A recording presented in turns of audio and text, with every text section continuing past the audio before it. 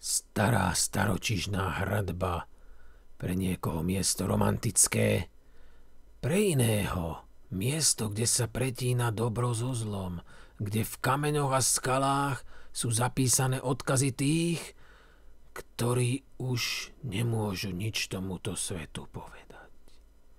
Každý z nás má hradbu vo svojom vnútri, každý z nás sa bojí pozerať do svojich predošlých životov.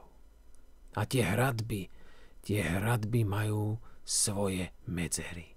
A tie medzery nedokáže otvoriť každý z nás, nedokáže do nej vniknúť ani nakúknúť. Ale sú takí, sú iní, sú takí medzi nami, čo to dokážu. A ja ti rozpoviem príbeh toho, kto sa nielenže dokáže pozrieť, kto dokáže tam prejsť, kto dokáže na druhej strane byť a znovu sa vrátiť, aby podal svedectvo o tom, čo sa deje na druhej strane.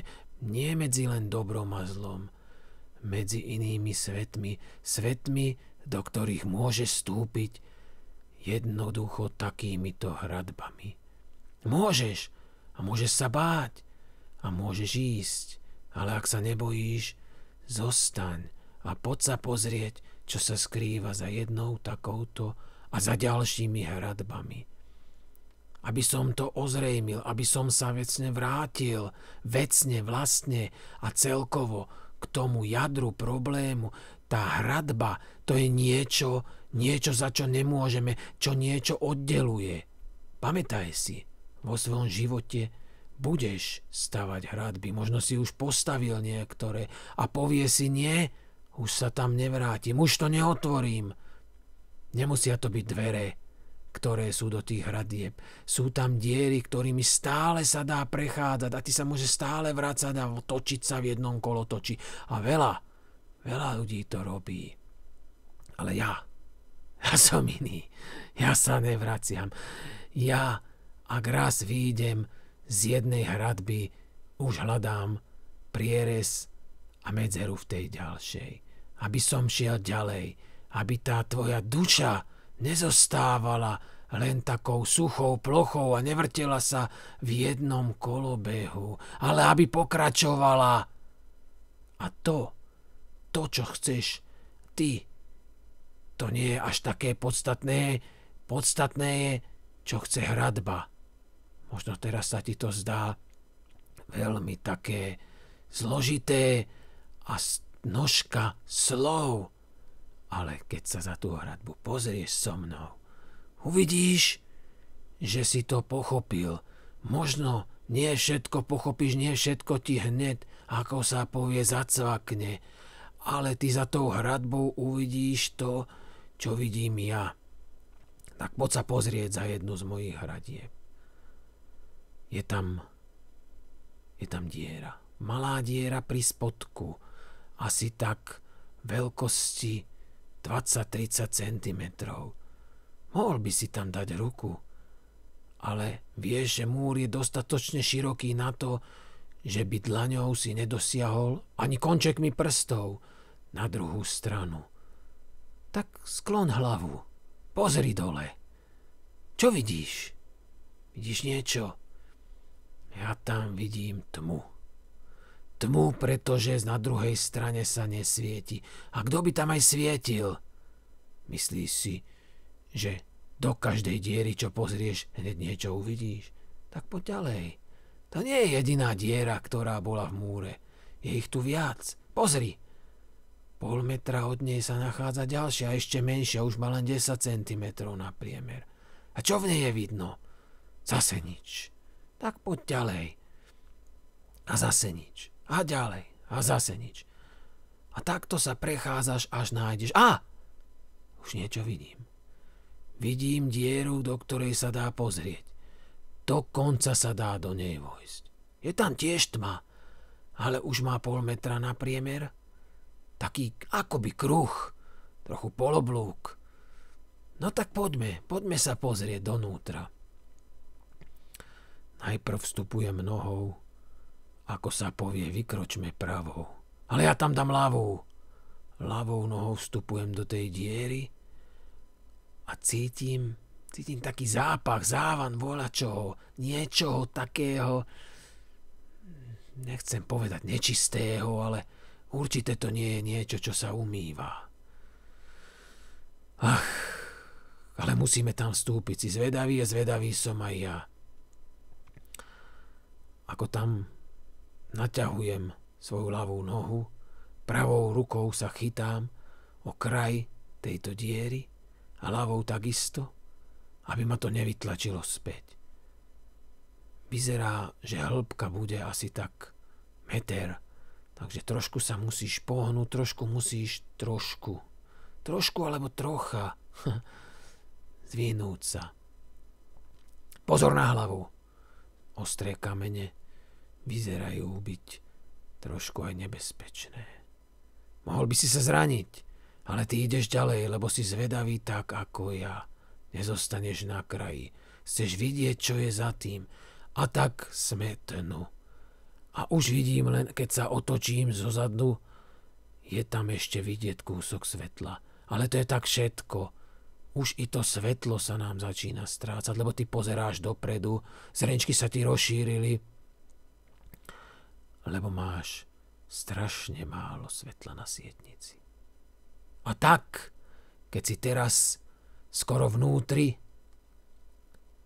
áno, už sme skoro vnútri, už nie je cesty späť. Bolo by, ale na čo by si sa naspäť vracal? Poď len dopredu, poď, vstúp tam a pozeraj, čo je dnu. Tak ako do tej tmy vstúpíš, tak sa začne pomaly, ale pomaličky rozzostupovať. Tá tma už nie je tmou, začína byť šedinou, takou hmlou, že by si niečo v nej mohol vidieť. Ale stále cítiš, že to nie je ono, že nevidíš poriadne. Tak zapni iné oko. Niekto hovorí tomu tretie oko. Oko, ktoré nepozerá napriamo, ale vidí kolo seba vôkol, ako by si sa videl z tretieho pohľadu tretej osoby. Tak, vidíš, cítiš to? Ty pozoruješ sám seba. To je dôležité. Musíš zo svojho vnútra sa vymaniť, aby si prekonal strach. A ten strach, keď prekonáš, cítiš, že vidíš samého seba. A tak postupuješ ďalej. A čo? A postupuješ. A hup! Vyzerá, že je tam jama. Ako keby si trošku vyklbil členok a tým ta to vrátilo späť do tvojho tela. Tá bolesť sa ozvala, tá bolesť ta vrátila. Ale ty bolesť nechaj tak a vráť sa do stavu pozorovateľa.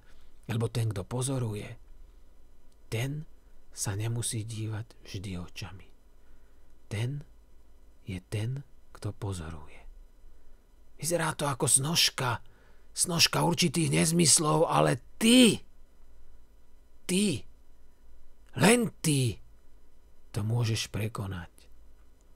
A teraz v tomto stave pozri sa na svoje dlane, pozri sa na ľavú, pozri sa na pravú, pozri sa na obe ruky. Čo vidíš? Nič, lebo tie ruky nevidíš.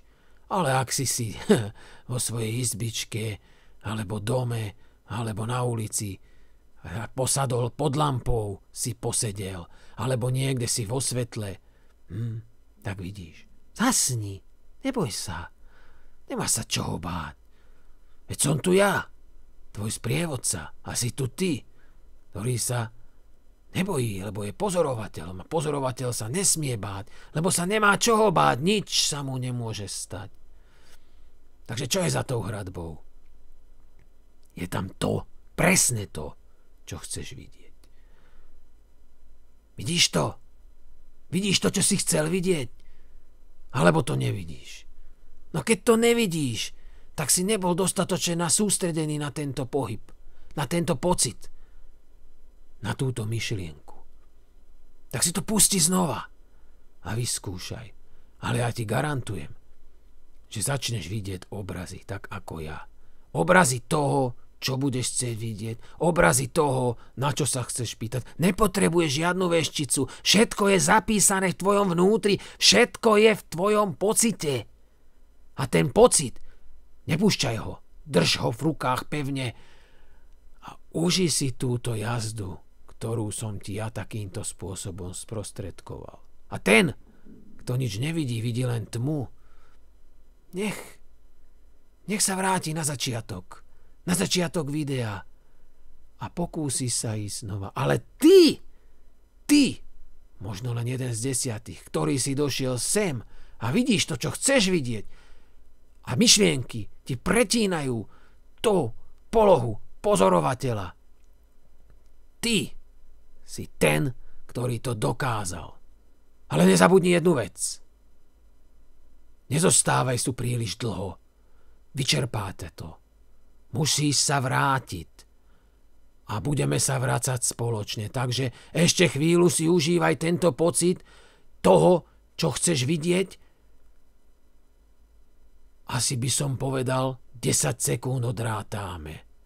9, 8, 7, 6, 5, 4, 3, 2, 1 a 0 rozprávať nebudeme. A teraz sa otočíš, pomaly sa otoč. Tak ako si v tej diere a to, čo si videl, otoč a nechaj to tam za sebou. Nechaj to za sebou, dvihni hore ruky, daj ľavú nohu zase donútra a vojdi dnu. Vojdi dnu naspäť múrom a teraz vychádza späť do toho svetla. Cítiš to svetlo, ako sa ti rozlieva a cítiš za tebou, ako sa tá diera. Diera, nie dvera. Mohlo by povedať, že sú tam dvere. Ale predstav si, že ako keby tam aj dvere boli. Tie sa za tebou zatvárajú. Diera sa pomaly zmršťuje. A keď sa pomaly otočíš, už je tam niet. Vítaj späť medzi nami. Vítaj späť. A teším sa, ak si dopozeral a dopočúval dokonca, možno len dopočúval alebo dospal, na ďalší príbeh a ďalšiu cestu, ktorou sa spolu vydáme.